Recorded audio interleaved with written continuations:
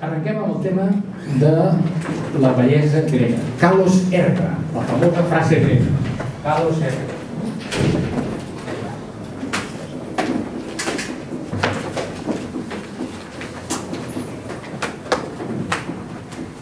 Una acció grega. Una acció grega. En grec, kalos és maco, belleza. No tokalon. Tokalon ho dirà després Plató, que és lo bello en si, és una altra història. Kalos és això, és algo maco, algo bell. La primera pregunta, aquí tenim, per exemple, un exemple del tema de l'art grec, que m'interessa començar per aquí. Això és el Fauno de Barbieri. La gent que vulgui viatjar a veure coses gregues, us recomano que aneu al Pergamon de Berlín, hi ha una gran quantitat d'estàtues gregues meravelloses, quasi millor que el Louvre, i que el British Museum, i la Glyptoteca de München, de Múnich, la Glyptoteca té aquesta preciosa obra, és enorme, té 4 o 5 metres d'altura, que és el Fauno de Barbieri. Repeteixo, el Fauno de Barbieri. Es diu Barbieri perquè va ser trobat en una casa, la casa Barbieri d'Itàlia. Fixeu-vos una miqueta la reproducció d'aquest quadre. D'entrada, dic d'aquesta estàtua. És una estàtua de cult al món antic. De fet, és una reproducció hel·lenística, però originalment era una estàtua de cult. Veiem que hi ha un fauno en posició dorment. Dorm, però està somiant. Fixeu-vos que té unes arrugues a la front. Vol dir que està somiant alguna cosa estrany, alguna cosa nerviós.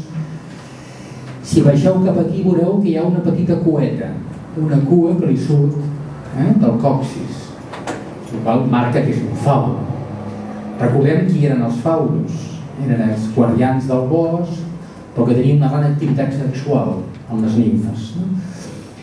Aquí tenim el pene del fauno, que ha sigut escapçat pels cristians. Però realment hi havia un pene complet. Descans, però hi havia un pene. Veiem aquí els pectorals, els muscles, els pectorals, els bíceps, els quadríceps. I la primera pregunta, hi ha una pell, aquí a terra hi ha una pell, està sobre una pell.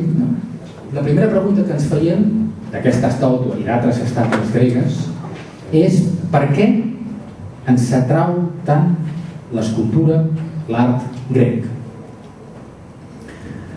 Suposo que us heu preguntat moltes vegades. Per què m'atrau tant això? Per què a la vista d'això? Jo estic dient això i és escalós per vosaltres, no ho sé. Pressuposo que us agrada, que us fascina. Qui diu l'art grec diu el naixement quan van trobar el torso de Farnesio, l'Heracles Farnesio, o la Venus del Mil, etc. La resposta aquí és una resposta que donarem de cara a la cultura grega en 3 fases. La primera resposta és, evidentment està clara per tots, perquè l'art grec, a diferència de l'art egipci, que ara veurem exactament què era, l'art grec ha descobert la physis, la naturalesa. Physis, què és això?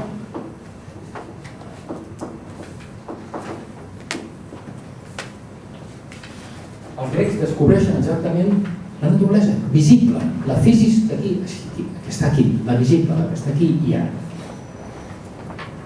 Aquest descobriment és d'una importància cabdal i ens marcarà tota la cultura nostra. En conseqüència, fan un naturalisme.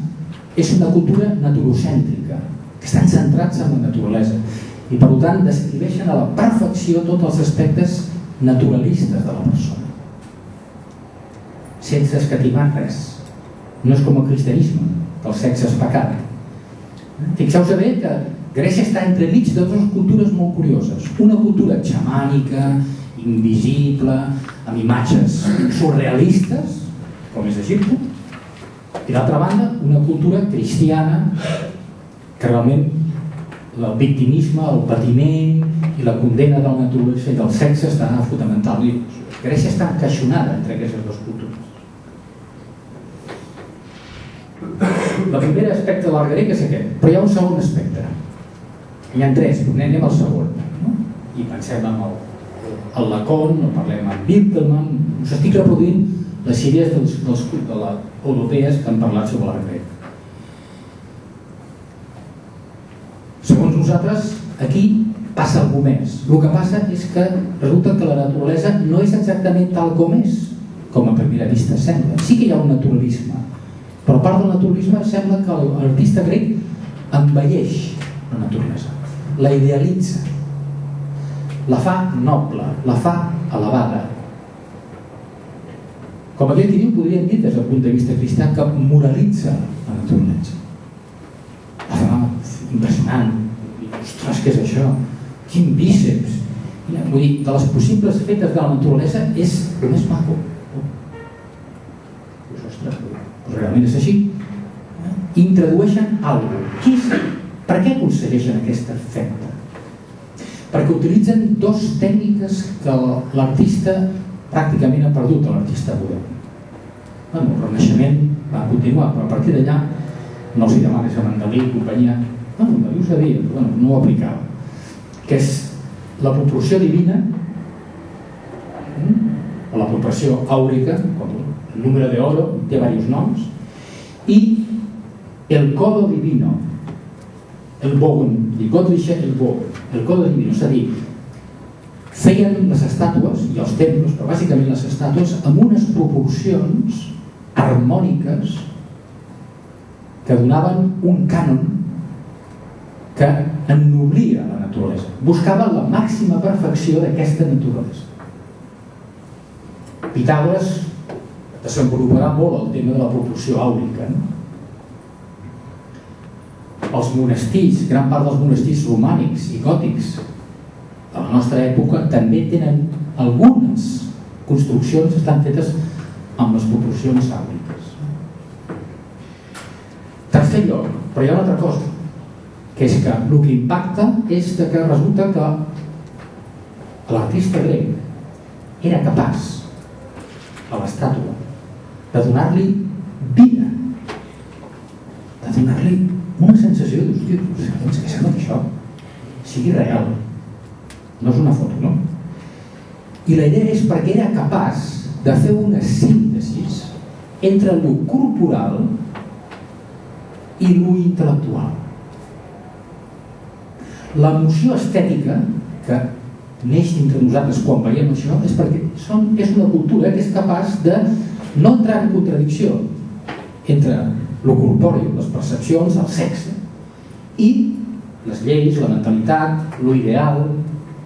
Eren capaços de sintetitzar l'ideal i real d'una forma harmònica.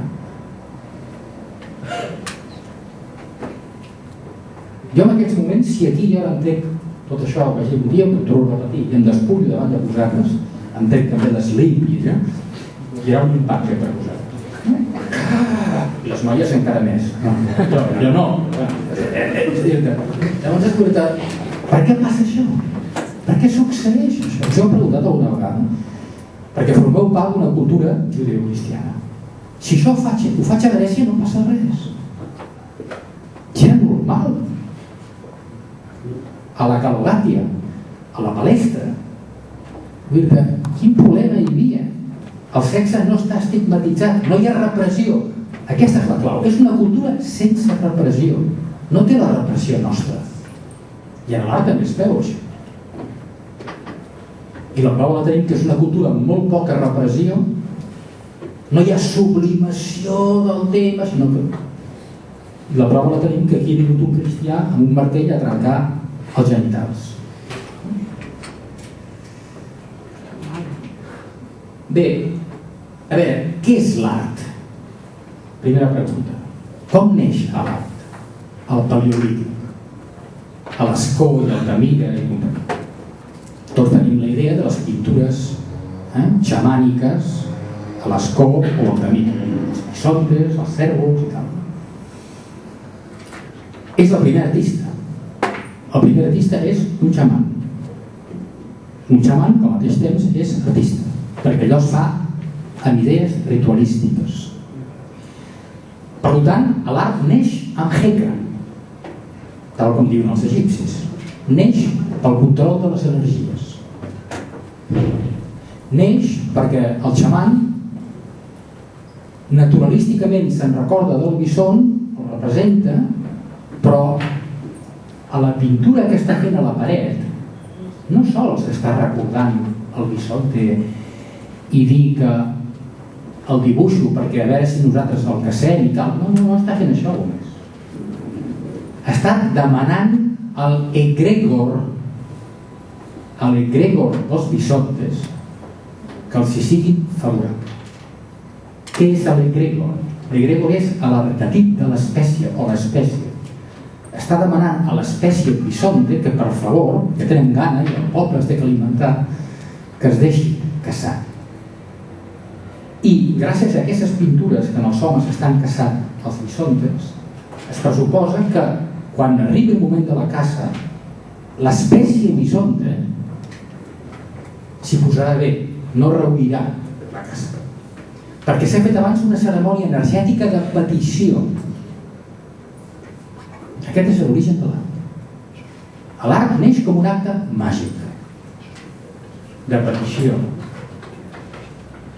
De petició cara lo invisible, perquè a l'egregor saben que hi ha bisontes, però perquè és de la base que hi ha algo grupal que és el que mana. Igual que ells, la tribu, són grupals. I els egipcis segueixen aquesta visió xamànica de l'art. Tota l'art egipci és amb les imatges, un intent de connectar amb l'invisible, connectar amb les energies, de fer servir una sèrie de temes pel faraó, evidentment, pel consell rector del faraó, etc. D'aquí venen gran part de l'esterització de l'art egipci i de que serveix en aquest fi i per tant està subordinat en aquest fi. Però a Grècia de sobte es troba la fisis. I ara veurem què és la fisis, els grecs. I el descobriment de la fisis canvia tot això. I automàticament el focus de la cultura se centra en algo que acaben de descobrir, algo visible, algo constant. Els egipcis ja veien la fisis. Els egipcis tenien una paraula per parlar de naturalesa, però no tenien la paraula naturalesa. Tenien im. Això és, en llenguatge demòtic, im és el entorno, com el medi ambient. El entorno, lo que está dando vueltas, el mundo, im. Però im, els egipcis, l'entorno, estava mediatitzat per l'invisible. De fet, la paraula que més s'acosta a fisis en el llenguatge egipci no és im, sinó que és negra, que és Déu. Per tant, s'ha dit que els egipcis tota la realitat té un component natural i un altre invisible o paranormal. Això s'acaba amb Grècia. A Grècia la realitat és la fisis. Què és pues la fisis? Anem a buscar la paraula fisis. Com coneix la paraula fisis? La paraula fisis apareix per primera vegada en Homer. En un també a la Ilíada. Però a mi m'interessa destacar la paraula que apareix a l'Odissea.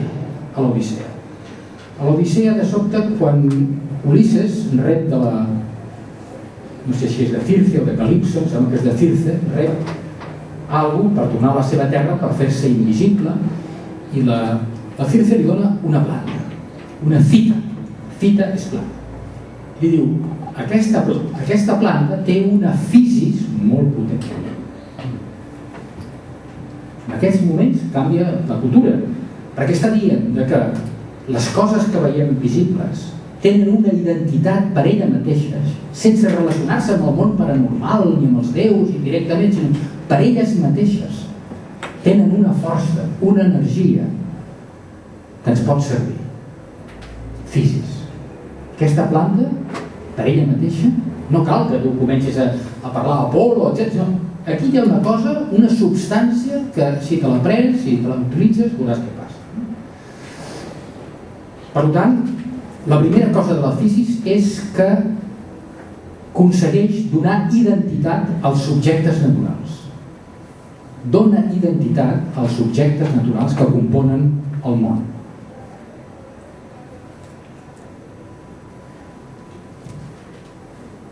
És a dir, d'alguna forma, per primera vegada tenen una particularitat. A davant de la generalitat dels déus, una particularitat. En segon lloc, la physis és visible i perceptible. És algo que és visible i perceptible. No hi ha idees translògiques, no és allò és i no és, no. D'aquí el podem tocar, etc. Tercer, molt important, l'estructura de la physis la podem entendre amb el logos, amb el pensament lògic i racional. Cosa que no quedava gens clar a Egipte. A Egipte parlàvem de translògica, en el qual l'inconscient jugava un paper, etc. Aquí no. Aquí podem trobar amb el logos, amb la raó, amb el nostre intel·lecte podem anar a trobar.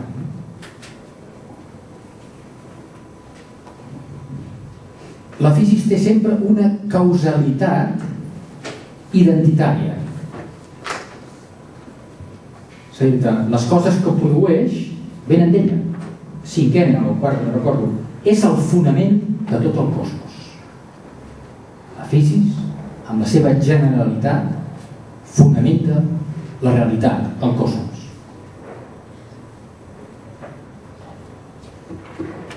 I finalment, i per tant, la physis és, pels grecs, algo diví.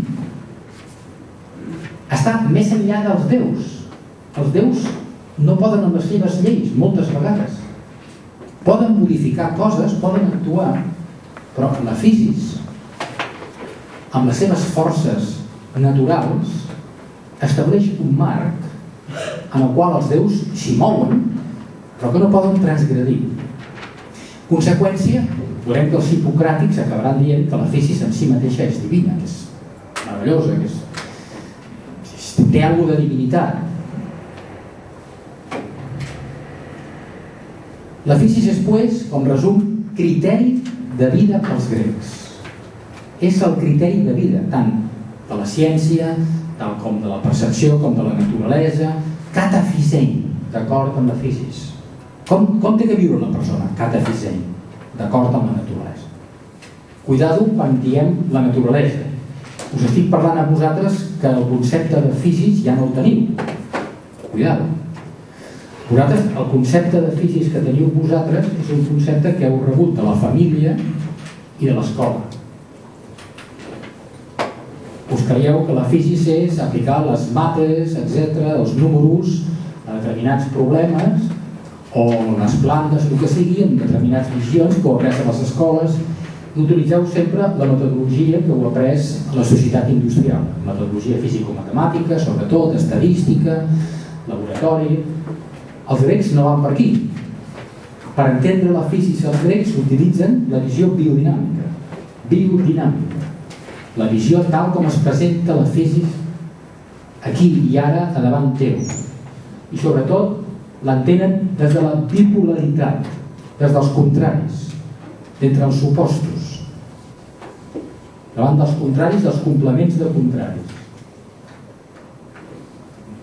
Per tant, nosaltres, a partir del Renaixement, ens allunyem d'aquesta visió de la physis. Ja no entenem una visió biodinàmica de la physis. Creiem que la visió microscòpica és la que val. Els grecs no, Aristòtil tampoc. Fa una comprensió biodinàmica de la naturalesa.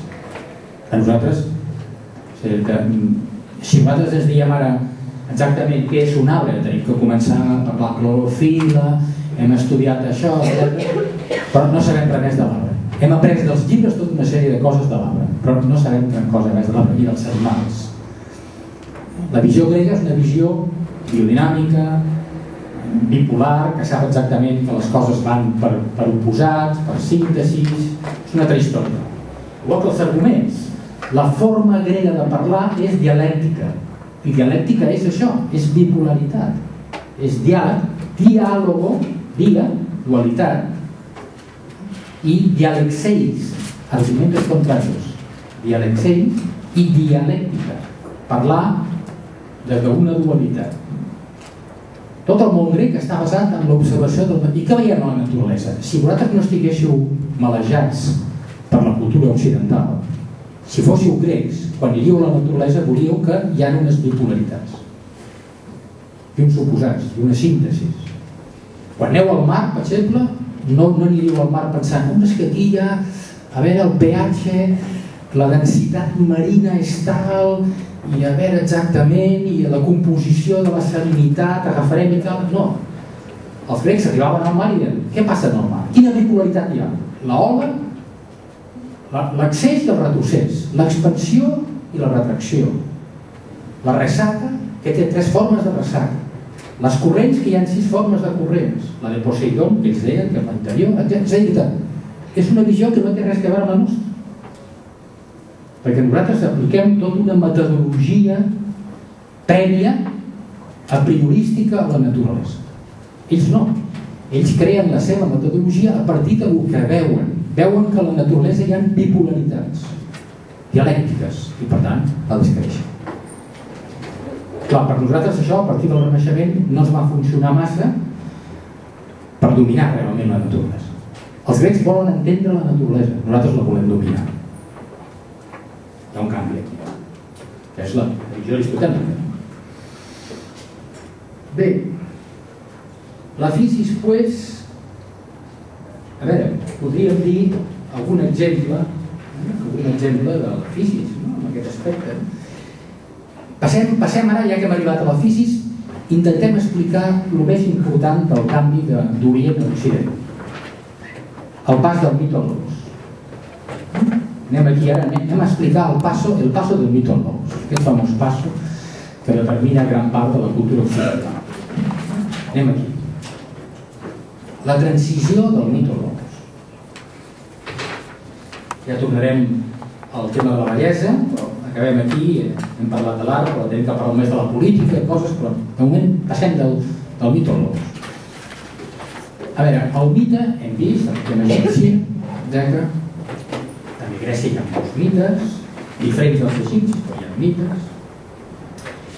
I hem vist que la cultura egípcia, xamànica, partia de la base que centrem en una cosa molt concreta. Per exemple, la medicina, que és un tema que jo he treballat molt, no? Per motius òbvies, evidentment. Anem, per exemple, amb el tema de què és la salut i la malaltia. I aquí veurem el pas del mito al logos d'una forma. Perquè, a més, aquest pas es produeix a través dels metges. Abans que els presocràtics, els metges Asclepiades i els hipocràtics fan aquest pas del mito al logos. El mito al logos es produeix per la medicina. Després impacta en el món de la filosofia. Però en l'origen és un tema científic, mèdic. Què deien els egipcis sobre la malaltia? Recordem, pels egipcis la malaltia tenia diverses causes. A part de les hereditàries, tenia una causa, per dir-ho així, física, molt clara, basada en la dieta, sobretot, i les fermentacions intestinals. Segona causa pels egipcis és una causa, per dir-ho així, màgica, etèrica. Algú t'ha maleït, mal de ojo, algú et vol mal, t'envia males energies, males vibracions, etc. Tercera, la causa teològica, divina. O sigui, t'envien, el teu destí personal està marcat i tens unes malalties que n'hi ha forma d'escapar. Tres fórmules de causa. Per això hi havia el metge, el snu, en aquest cas, el mag i el sacerdot de Sekhmet per ajudar-lo en aquest tema. Quina és l'anatomia bàsica egípcia? Els egipcis havien descrit la famosa teoria dels metu. MTV, poso vocals, me i u per... De fet, l'escrit és així, els metu. Els metus són canals a dintre del cos en el qual hi ha sang, hi ha linfa, però també hi ha energia. És algo que no encaixa ni amb els meridians de la medicina xinesa, és una cosa diferent, els metu. Els metu porten sang, porten linfa, però també porten moviments energètics. Bé, Hipòcrates, quan comença la teoria hipocràtica, modifica. Va a Egipte, coneix aquesta teoria, La teoria dels metu és, evidentment, que hi ha un empozonamiento, hi ha un problema en els metu, i a partir dels metu el cos comença a tindre problemes. Hipòcrates va cap al pas del mito al logos, per dir-ho així, estudiant aquesta teoria, i diu: la causa màgica la deixarem de moment, la causa teològica també la deixarem de moment, ens centrarem a la causa física. Posarem el foco a què és la fisis tant de l'home com de fora l'home. I descobrim en aquest foco que la malaltia apareix, a part de l'hereditari i dels traumes, quan l'ésser humà té una mala relació amb la fisis, amb el seu entorn. Quan el ser humà comença a respirar malament, menjar malament, rentar-se malament, quan comença a tindre problemes amb els seus entorns, comença la híbris de la malaltia, el nosos. Malaltia és nosos, pathos i nosos. Són dues paraules per malaltia. Pathos, patologia, aquí, i nosos, nosologia, és el mateix. Pathos i nosos. Per tant, l'home té un problema de relació amb lo visible. Però microscòpicament com s'explica això?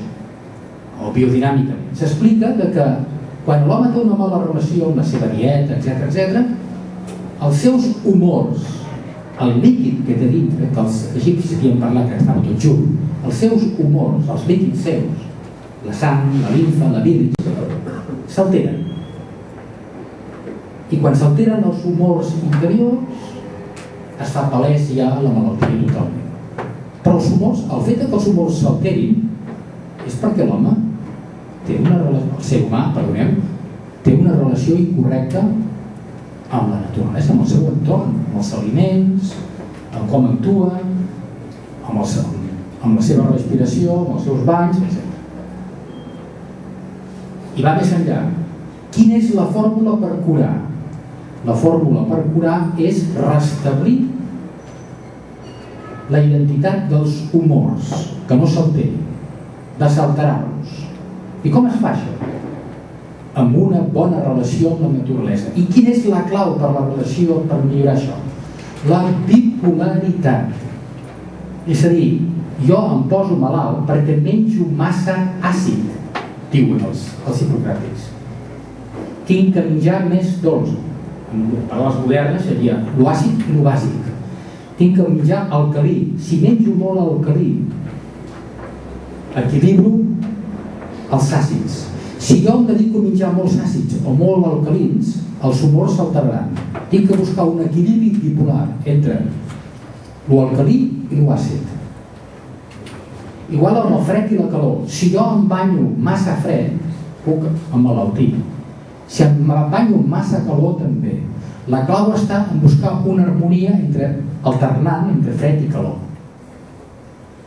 La dieta es basarà per l'àcid i l'àcid. L'alcalí.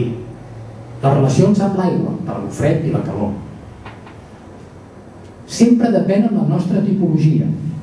Aquesta és una gran trobada dels grecs. Cada persona té una tipologia diferent. No existeixen malalties, sinó malalts. No hi ha malalties, hi ha malalts. Hi ha particulars, no hi ha generals, no hi ha protocols, hi ha malalts, deia Hipòcrates. Per tant, hi ha diversos tipus de persones. Hi ha persones limfàtiques, persones sanguínies, persones més relaxades, persones colèriques. En funció de com és la persona, les bipolaritats canviaran. No sé si us vaig explicar alguna vegada la visita d'un metge grec a Pèrsia. Us vaig explicar alguna vegada? Bé, resulta que és molt coneguda aquesta història, hi ha un sàtrapa persa que està fotut, està molt malalt, Covid, té el feix inflamat i crida els seus metges més a la vora. 2 o 3 xamans i mags i tal, i comencen a fer-li rituals i coses i tal, i la cosa millora una miqueta, però no millora una cosa. I li diuen, és que a Grècia hi ha una escola que diu que la fisis i tal, bueno, porteu-me aquesta gent.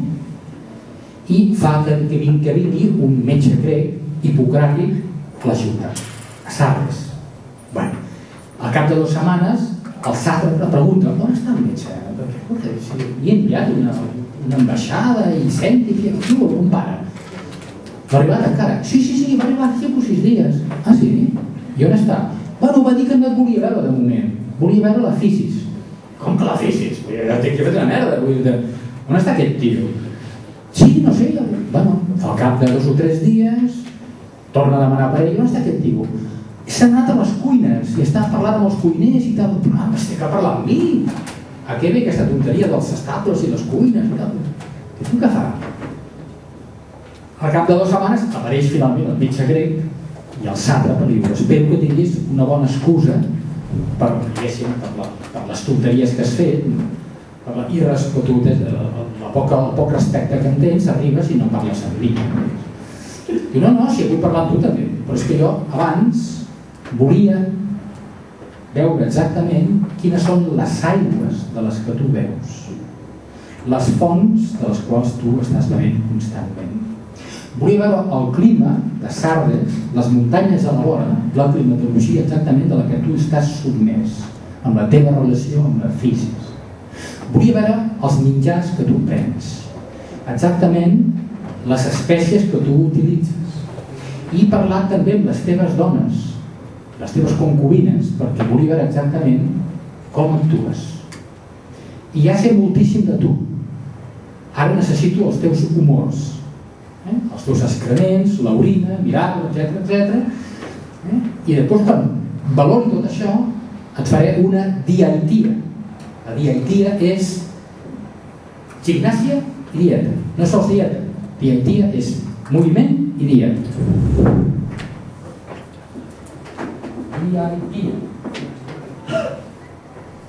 Dieta més moviment, més gimnàsia, córrer, el que sigui.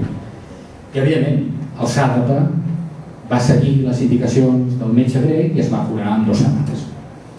Els èxits dels hipocràtics van ser brutals al principi, perquè arrencaven una nova escola, una nova visió d'entendre exactament què era la naturalesa visible. Això no vol dir que els egipcis estiguin totalment equivocats. Clar que hi ha malalties que tenen a veure amb l'inconscient.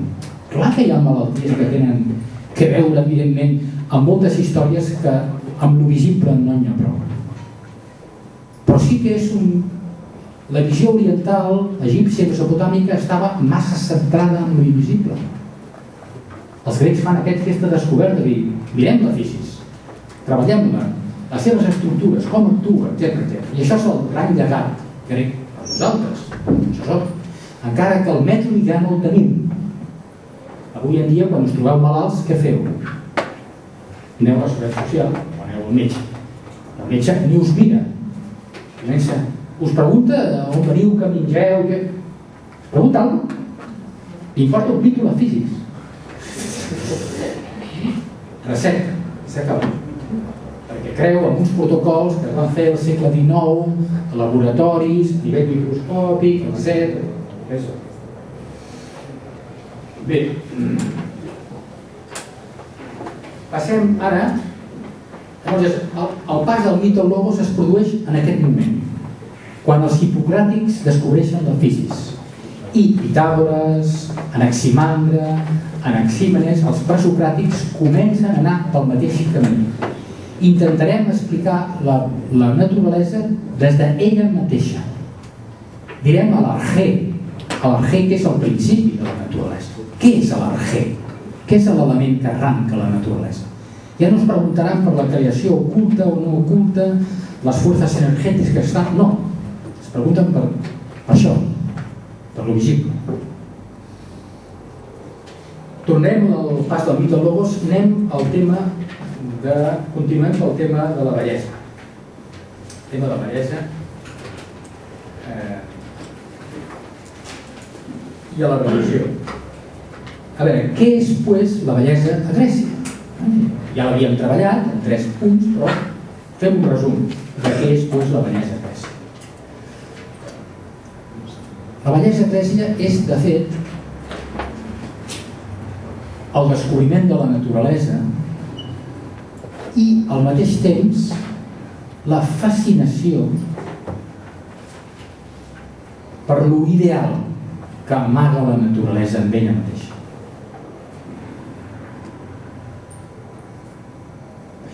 I el missatge grec és que la clau de l'art és trobar l'arquetip, i és molt platònic això.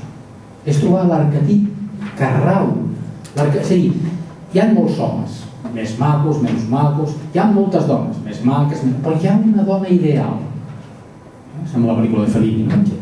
Città de las mujeres, no? Hi ha un arquetip en el qual dona totes les talles fonamentals de la dona, com la Venus del Milo, que es busca l'arquetip d'ella. L'art grec està buscant sempre aquest arquetip, la perfecció, la moralització final de la naturalesa. I aplica els sistemes àulics,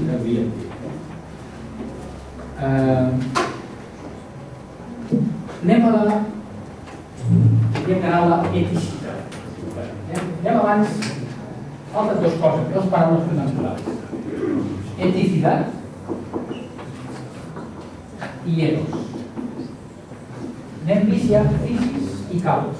Hem vist fisis i calos. Anem ara a veure eticitat i eros. Sittlichkeit, normalment, no hi ha paraula per eticitat, perquè lleig després. Eros i eticitat. Primer, anem a l'eros, anem a la qüestió sexual. Anem a la sexualitat grega, que és important culturalment perquè difereix de nosaltres moltíssim. Jo vaig comentar l'altre dia alguna cosa sobre l'amor, però pels cristians amor és àgape i pels grecs amor és eros. Quina diferència hi ha entre àgape i eros? Una cosa és àgape, l'altra cosa és eros.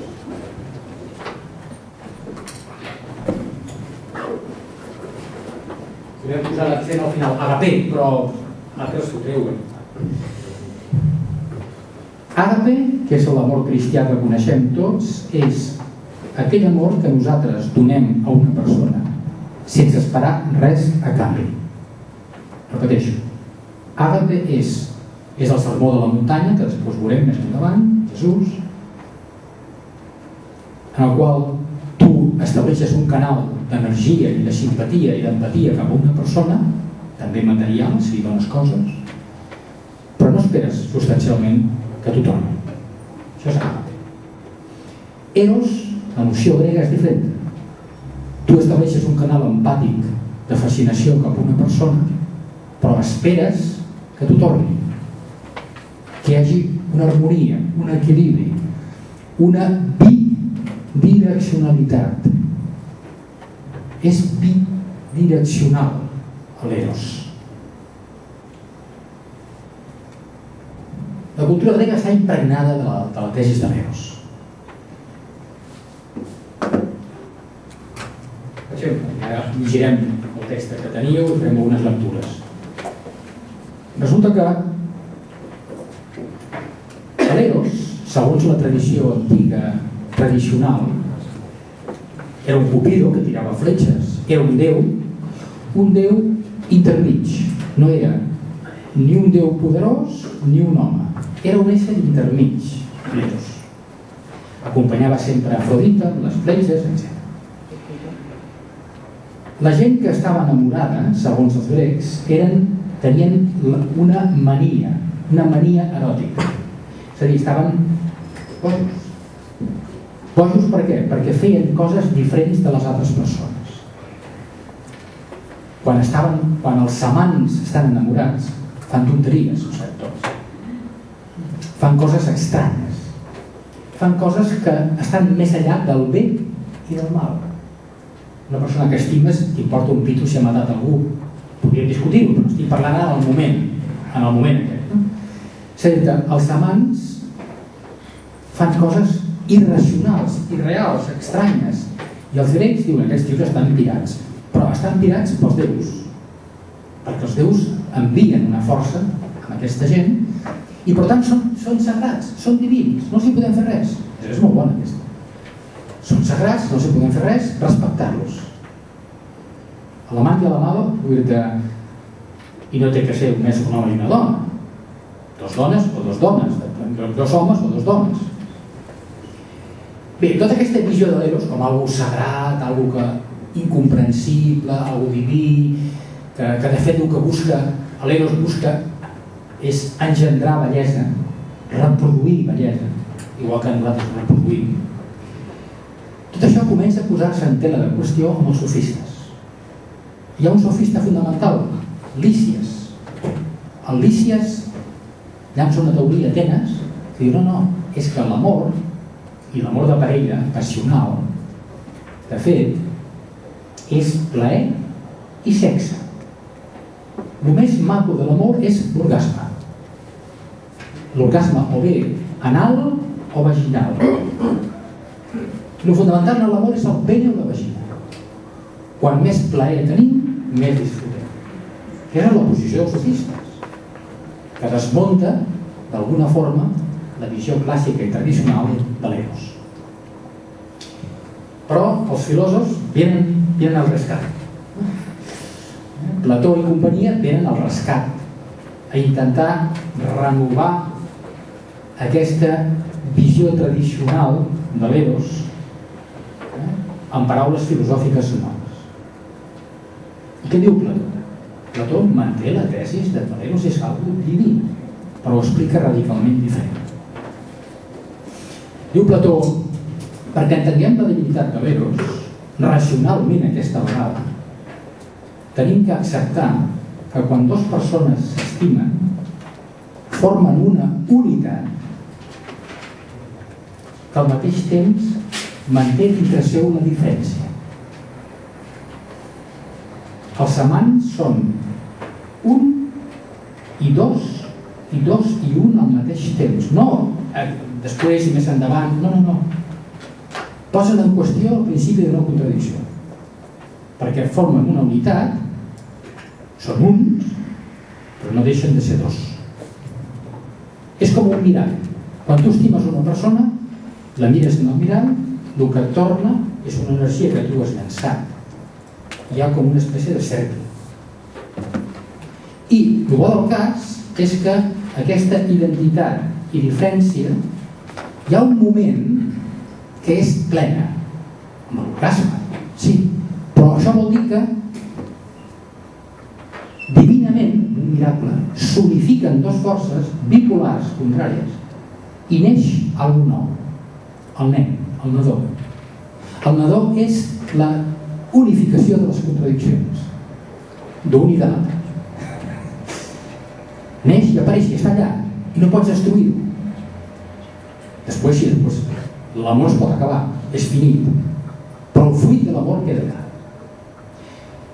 És a dir, diu Plató, l'amor té una sèrie d'atributs que són divins. Els amants, per exemple, quan estan junts, es creuen immortals. La mort no és res per ell. Per tant, viuen algo semblant als déus, que són immortals. Els amants, quan estan junts, volen unir-se totalment, fins a nivell genital i màxim, volen formar un tot. Un tot, però són dos. Per tant, abarquen, són absoluts, abarquen la totalitat. Són complets, com els déus. Els amants no toleren una tercera persona d'ells. Volen ser complets. Per favor, aparta. Estan més enllà del temps i de l'espai. Més enllà del temps i de l'espai. No se'n recorden ni del... Quan estan junts no se'n recorden ni del temps. Jo on estic? És a dir, hi ha espurnes de la divinitat. L'amor passional és algo diví, com deien els antics. Si Plató està intentant salvar el tema, veieu? El tema. Tracta de salvar la tradició.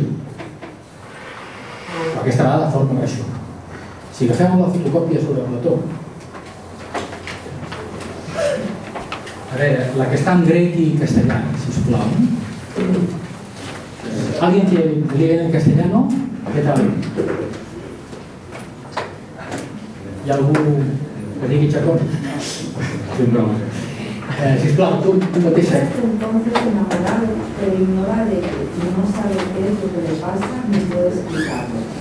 Antes bien, como si se hubiera contagiado una oftalmía de otro, no puede dar razón de su estado y le pasa inadvertido que se está mirando en la amante como en un espejo. Cuando éste está presente, se le acaban sus frutas de la misma manera que aquel, y cuando está ausente, de la misma manera le añora, que eres añorado. Los tiene como imagen del amor, un contraamor. Pero no cree que sea amor, sino amistad, y así lo llama. Y su deseo de ver, de tocar, de besar, de yacer con el amante es semejante al que éste experimenta, aunque más débil. Por ello, como es natural, este deseo hace que se lleve rápidamente a las consecuencias que le siguen. Pues mientras yacen juntos, el caballo desenfrenado del amante sabe que debe decir a la auriga y pretende, como recompensa de nuestras fatigas, el disfrutar un poco. Va, gràcies. És a dir, aquesta és la famosa metàfora del mirall. Plató utilitza per explicar què és l'amor entre l'amant i l'amant. La resposta, evidentment, és que hi ha un contramor. Tu estimes, ell torna... A veure, la tradició grega entén el problema de l'amor des de l'amant i l'amant. Nosaltres ho entenem des d'un altre punt de vista. Són coses culturals. Tot l'intent de Plató és salvar l'eros acceptant que hi ha sexe, evidentment, perquè el que està clar és que ja vaig comentar l'altre dia, vull dir que la teva relació amb una altra persona està basada en l'intel·lecte i el corpori. O sigui que tu estimes algun altre, l'estimes pel sexe, pel seu físic, però al mateix temps pel seu intel·lecte, per la seva personalitat. És la unió de les dues coses que fa l'amor del qual està parlant Plató, descrivint l'essència de l'eros. Una altra cosa és l'amor platònic, interpretacions posteriors sobre el tema. Més endavant. Però, perquè Plató després indica que es té que combinar els sentiments, etc. Hi ha una altra història, les traduccions són molt discutibles, hi ha una gran discussió en el món de la platonologia sobre les traduccions reals sobre el tema del sexe en Plató, etc. Però l'important és que jo estimo algú, l'estimo, evidentment, perquè té al mateix temps això i l'altre. Si només l'estimés per l'esperit, entraria en el que nosaltres denominem amor platònic. Però seria catastròfic, perquè estimar una persona merament pel seu intel·lecte arribarà un moment que no funcionarà. Exactament igual, si tu només estimes una persona pel seu cos i pel seu sexe, arribarà un moment que tampoc funcionarà, perquè et falta l'altre.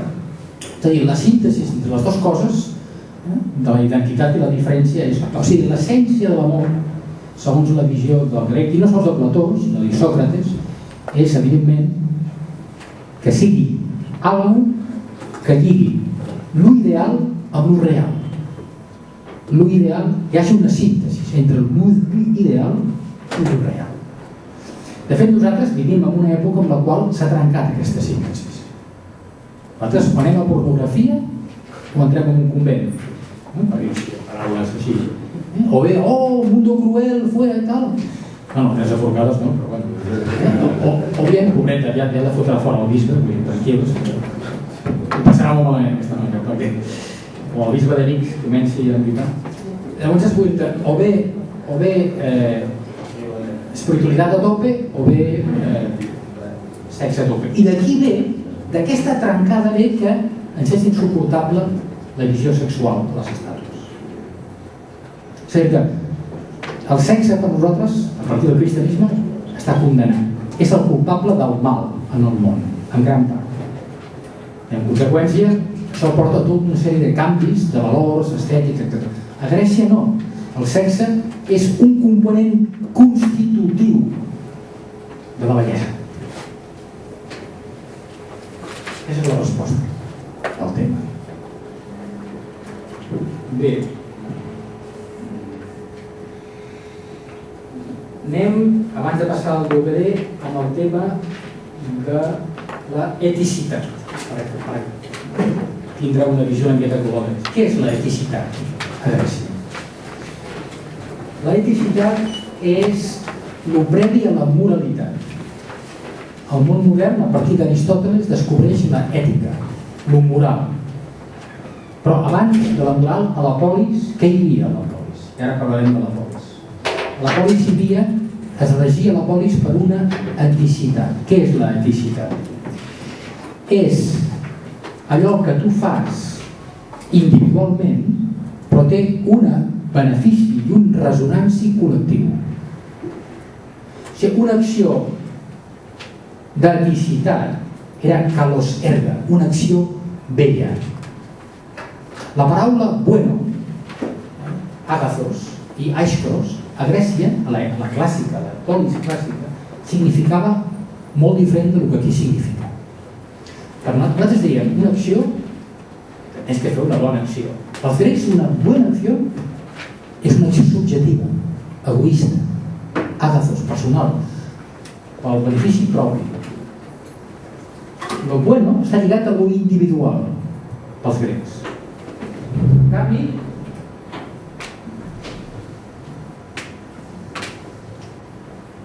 la kalos erga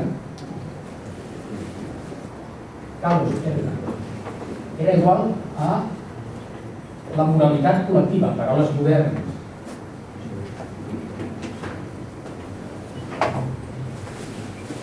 És a dir, era una acció, per nosaltres, buena. Una acció buena. En visió moderna. Kalos erga era a nosaltres una bona acció, però per ells, la paraula que era d'ells era bella, acció bella. Kalos erga és bella acció. Bueno, que consti que els idiomes moderns, especialment el francès, encara ha retingut bon gest, que veureu? Bello gest. La paraula bello encara recolleix estèticament una part de l'ètica, però ja no és el que era. També pels grecs, kalos erga és acció bella, que és l'acció bona, correcta. Per què? Perquè beneficia a tota la col·lectivitat, tota la tribu, tota la polis. Aquesta és la idea, kalos erga. Quan la polis s'enfonsi, a partir d'Alexandre el Magne, desapareix la eticitat. L'eticitat és un sentiment que un té, que tu pertanys a una col·lectivitat sense perdre la teva individualitat. Tu ets grec, ostres, estic lligat no sols als grecs, sinó a la teva polis, ets ateniense.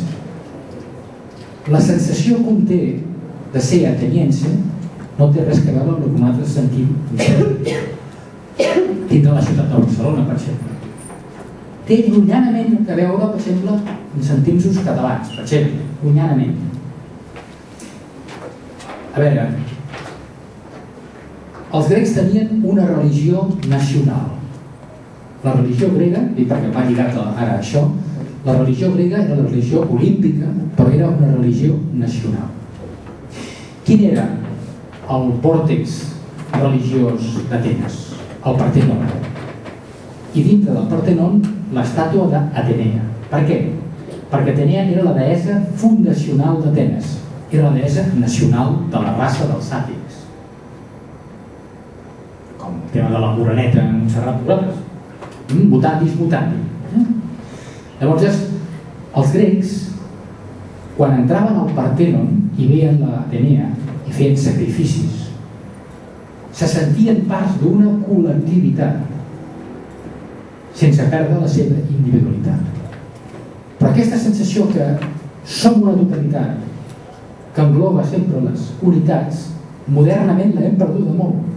L'estat nacional va intentar tornar a aconseguir això, però avui en dia la prova la teniu amb l'ostracisme. Pels grecs, pitjor que la mort era l'ostracisme, que t'expulsessin de la teva col·lectivitat. Era horrorós. Estic fora de la meva deessa, de la meva religió, de tot, de la meva eticitat. Per nosaltres, vete a Alemanya, Pepe. A mi ara m'expulsen, el senyor Mas m'expulsa i relaxadíssim, em vaig a Suècia, em vaig a Eindhoven, em vaig a Europa o a Àfrica del Nord i dic, no passarà res. No pagaré un tiro ni em tallaré les venes. Què dius? No, si els comentaris dieu, no hi ha cap problema. Bé, llavors és cert cert que a Grècia, al mateix temps que la religió nacional, hi havia la religió dels misteris, Eleusis i Delfos. Però aquesta religió dels misteris era un contrapès a la religió nacional. És una religió que ve d'Orient, ja ho hem comentat, egípcia, Àsia Menor, etc. I és una religió que porta això, a les visions, als somnis, a l'inconscient, a lo translògic, que és una espècie de complement irracional a tanta racionalitat grega, per dir-ho així. Sòcrates és la clau de tota aquesta història. Ara parlem de Sòcrates, que és la clau per a la cultura grega en aquesta història. A veure, abans acabarem el pròxim dia tota la cultura grega, però dues coses de Sòcrates fonamentals i abans que us passi el Déu grec. És important retindre què significa l'època axial. Repeteixo, l'època axial en el món de la cultura. A-X-I-A-L. Què és l'època axial? L'època axial és aquella època en la qual les antigues religions entren en crisi i apareixen reformadors, profetes, que creen uns nous valors dels quals nosaltres en aquests moments encara estem vivint. I és fundamental per a la gent que treballa en cultura saber què va passar a l'època axial. A l'època axial, 2-3 segles abans de Crist, també 2 o 3 posteriors a Crist, depèn d'aquesta època, entre 500 abans de Crist i 500 després de Crist. A la Índia, a l'hinduisme, bàsicament a la filosofia Vedanta, aterrissa el budisme. Buda, Siddhartha, fa un trencament amb l'hinduisme. Renova totalment el Veda. És el gran reformador de l'època axial.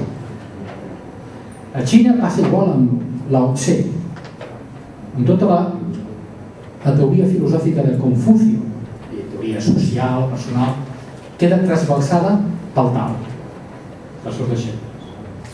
És l'altre gran reformador de l'època axial. A Pèrsia, on hi ha la gran doctrina de la Ura Mazda, apareix un personatge potser el més clau de tots, que és Zoroastro, Zaratustra. Escriu a l'Esvesta i fa una reforma impressionant del que és la Ura Mazda, el mazdanisme, per dir-ho així. Jesús aterrissa en el món jueu i fa una reforma de la llei mosaica. Jesús mai havia pensat sobre el cristianisme, fa una reforma de la llei mosaica.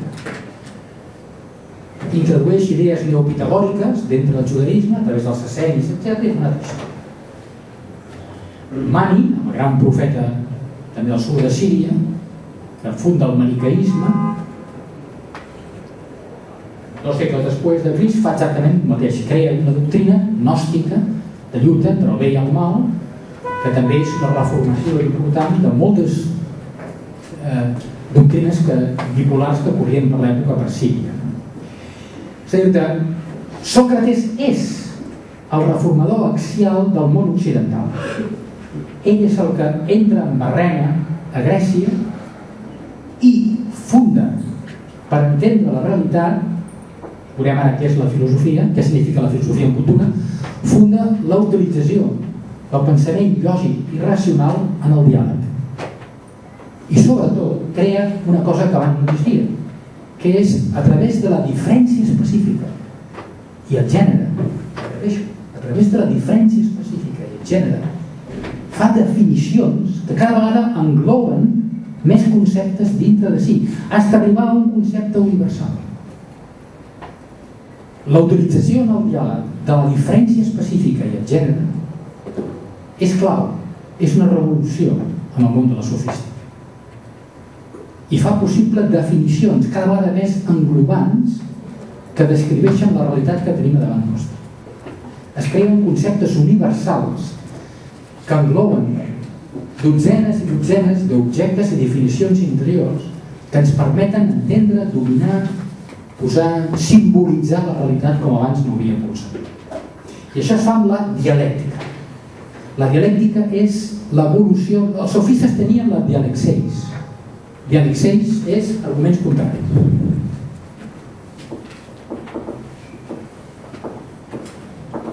Diàleg 6, argumentos contraris. Això portava a Protàgores, Gorgi. És a dir, que jo dic una cosa, dius una altra i tu dius molt. Però amb aquest cas es crea la dialèctica. La dialèctica és un avançar en un diàleg. Però no vol dir que tampoc s'arribi a res. De fet, Sòcrates, durant 30 anys de la seva vida, és un sofista. És un sofista, recordeu, no la pena recordar-ho, és un sofista que era deixeble, en part d'Anaximandre, en part de Gòrgies. És un sofista que partia de la base que no hi ha criteri de veritat. I quan una persona afirmava alguna cosa, ell anava allà i a través de la diàleg 6 li desmuntava. Això feia Sòcrates de jove. I Aristòfanes, a les nubes, ens explica què era el Sòcrates de jove. Però un dia va a Delfos, està per allà, etc. Veu una frase egípcia, allà marcada, «Conócete a ti mismo». Diu, ostres, sona bé això, la practicaré, etc. I parla amb els sacerdots de Delfos, etc. I torna, i de sobte un amic seu fa una pregunta a l'oracle de Delfos dient «Quin és l'home més savi de Grècia?» I els sacerdots que coneixien a Sòcrates, que havia estat allà i han conversat amb ell, diuen «Sòcrates». I l'impacte de la notícia és tan gran per Sòcrates que li canvia la vida. És la caïda del cavall de Damasco. Si de sobte, ostres, si realment jo sóc l'home més savi de Grècia i no sé pràcticament res, i estic amb la diàleg 6 constantment, la meva tasca és desmuntar arguments, buscar l'aletheia, la veritat, però treballant la diàleg 6, la dialèctica, a veure.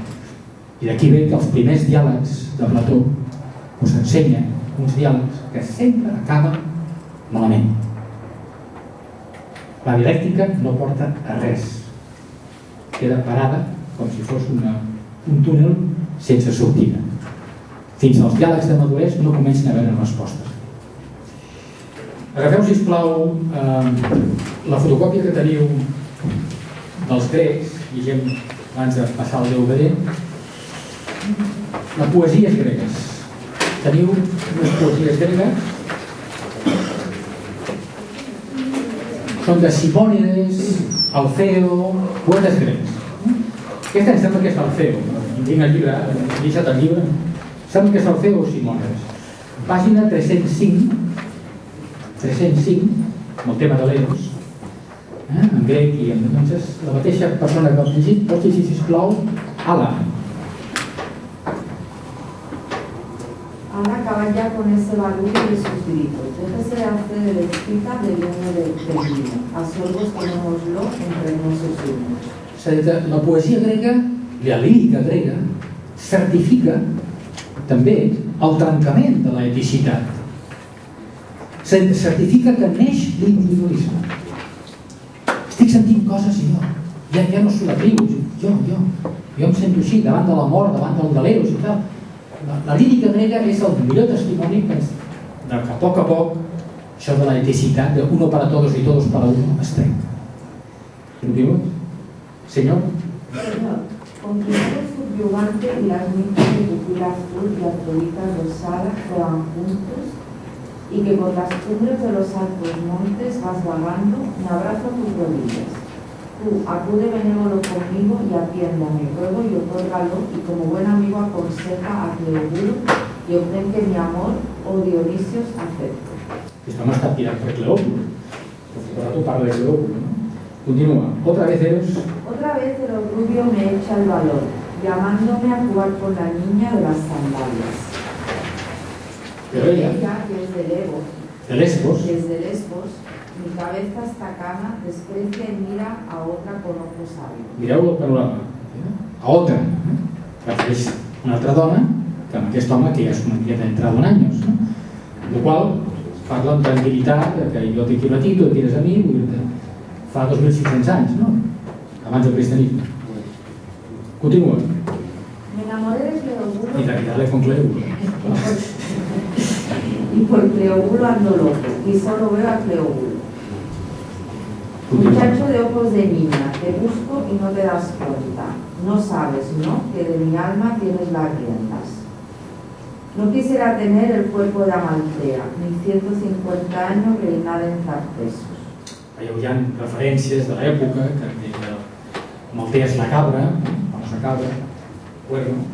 Tartesos és a la fi del món, és un reinat mític, que en aquell temps viatjaven els grecs, largos viajes. En fi, serveixin com és per... I ara agafem l'altra fotocòpia, la fotocòpia de la Fisis, sobre la enfermedad sagrada.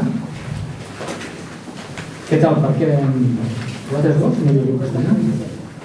Us animeu? Va tirar endavant, tu mateix. Sobre la enfermedad sagrada, sí. Acerca de la enfermedad que llaman sagrada, se puede usar. Nada me parece que sea algo más divino ni más sagrado que las otras, sino que tiene una naturaleza propia, como las demás enfermedades, y de ahí se... Veieu quina entrada?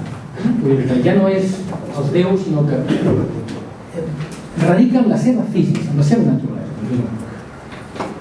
Pero su fundamento y causa natural lo consideran los hombres como una cosa divina por su experiencia y su asombro, y a que nada se asemeja a las demás. Pero si por su incapacidad de comprenderla le conservan ese carácter divino, por la banalidad del método de curación con el que la tratan bien en cambio, porque la tratan por medio de purificaciones y control. Bé, per explicar l'escenari sobre l'enfermedad sagrada, es tracta de l'epilèpsia. Això és l'epilèpsia. L'epilèpsia és l'última malaltia que es resisteix als hipocràtics. Els hipocràtics ho van curant tot i els, per dir-ho així, els nigromantes van retrocedint, però queda una malaltia que realment sembla onírica, de los dioses, que és l'epilèpsia. Imagineu-vos allò que t'agafa per la boca, espumes, caus per terra, les dents i tal. Llavors, alguns diuen, sí, hay algunas enfermedades del hígado y tal que son naturales, pero esta, la epilepsia, es sagrada. És l'última frontera. Hasta que els hipocràtics s'hi fiquen. Anar del peluquí. El problema hi ha al cervell. També aquesta és natural. Continua. Y si va a ser estimada sagrada por los asombrosa, muchas serán las enfermedades sagradas por ese motivo. Ella indicará otras que no resultan menos asombrosas y monstruosas, a las que nadie considera sagradas. Por ejemplo, las fiebres cotidianas, tercianas y cuartanas, no parecen ser menos sagradas, ni producir menos de una divinidad que esa enfermedad. I a estas no les tienen admiración. Perdona, llavors, clar, gira l'argument. Diu, de fet, el sagrat és la fisis. La fisis, la naturalesa, és tan increïble que és sagrada, no? Els gira els arguments, no? Déus contraposats als fisis. Continua, perdona. Y por otro lado, veo a personas que enloquecen y deliran sin ningún motivo evidente y que realizan muchos actos sin sentido. Y sé de muchos que sollozan y gritan en sueños, de otros que hasta se ahogan, y otros que se levantan deprisa y se escapan fuera de sus casas, y desvarían hasta que despiertan, y que luego están sanos y fuertes como antes, quedando pálidos y débiles. Y eso no solo una vez, sino muchas. Hay otros muchos casos y muy varios, que al final de cada uno haya prolija la casa. Bueno. Només llegeix 3 o 4 més i prou. ¿Le parece? Me parece que los primeros en sacralizar esta dolencia fueron gente como son ahora los magos, purificadores, charlatanes y invocadores, que se dan aires de ser muy piadosos y de saber más. Estos, en efecto, tomaron lo divino como abrigo y escudo de su incapacidad a no tener remedio ni que servirse. Y para que no quedara en evidencia que no sabían nada, estimaron sagradas afecciones. Gràcies. Nada nuevo bajo el sol. Podria ser una cosa moderna, aquesta explicació. Al segle III. Salta ara l'altre... Espera't, tens la pàgina 406? 406, 407? Sí. Vale. Us llegeix on posa a baix de la 406 la enfermedad esta, la enfermedad esta La enfermedad esta en nada me parece que sea más divina que las demás, sino que tiene su naturaleza como las otras enfermedades, y de ahí se origina cada uno. Y en cuanto a su fundamento y causa natural, resulta ella divina por lo mismo que lo son todas las demás. Y es curable, no menos que otras, con tal que no esté ella fortalecida por su larga duración hasta el punto de ser más fuerte que los remedios que se le aplican. Vale. Continúo. Tiene su origen, como sucede también en otras enfermedades, en la química. Pues si de un flemático nace un flemático y de un vírido es un vírido de un piso turístico y de un estudio histórico. ¿Qué impide que cuando el padre o la madre tengan la enfermedad también la tenga alguno de los descendientes? Porque el semen proviene de todas las partes del cuerpo, sano de las sanas y enfermizo de las enfermas. Y otro testimonio de que nada es más sagrado que las restantes enfermedades es que ataca a los flemáticos con enfermos soluciones, pero no se da en los curiosos. Ahora bien, si fuera más digna que las demás, sería preciso que la enfermedad esta se presentara con igual de todos, y que no discriminara entre el tipo vigoroso y el flemático. Pero el caso es que la base de esta dolencia está en el cerebro, lo mismo que la de las demás enfermedades de mayor gravedad. ¿De qué manera y por qué motivo solucionarlos? Pondré yo claramente. Vale, gràcies. O sigui, arriba ja finalment a trobar el puesto que la causa física és el cerebro. Això és, aquest és sobre la enfermedad sagrada, textos hipocráticos, gredos, sobre la enfermedad sagrada. I aquest anterior que hem dit, això és poetes líricos griegos. És el recull que fa Gabriel Ferrater. El recull que fa Gabriel Ferrater de Seix i Barral. Està en català i en castellà. Jo més tenia a casa el castellà, però ho van traduir també en català. Bé, donarem el resum de Grècia el pròxim dia. Passem ara al vídeo aquest que completa una miqueta la idea de l'exposició que vam tindre.